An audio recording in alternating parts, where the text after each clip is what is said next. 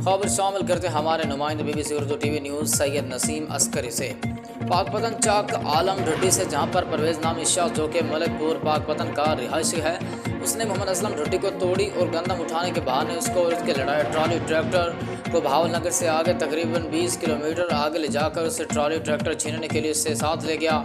हौसों वाली डंडी पर उसे कहता कि यहाँ पर रोक दो, फिर कहता कि मैं 2 आदमी बुला लूँ, हम जल्दी फारिग हो जाएंगे। इस पर मोहम्मद असलम ड्राइवर ने कहा कि मैं नमाज़ पढ़ लूँ आपके आदमियों के आने तक। इस दौरान ड्राइवर असलम ढुड्डी ने वज़ू किया और नमाज़ पढ़ना शुरू कर दी थी। वो 2 आदमी आ गए। आते ही परवेज़ को मोची ने असलम के गले में रस्सा डालकर सर पर रेंच और पिस्टल के बटनों से मारना शुरू कर दिया। असलम अपनी जान बचाने के लिए गले में पड़े रस्से को हाथ से पीछे हटाता रहा, मगर जालिम सर पर वार करते रहे। इसी दौरान वहाँ पर राहगीर गुजरे, जिसे देखकर वो भाग गए। राहगीरों ने इसकी जान बचाई, मगर वक़्त के यजीदों ने इसे नमाज भी न पढ़ने दी।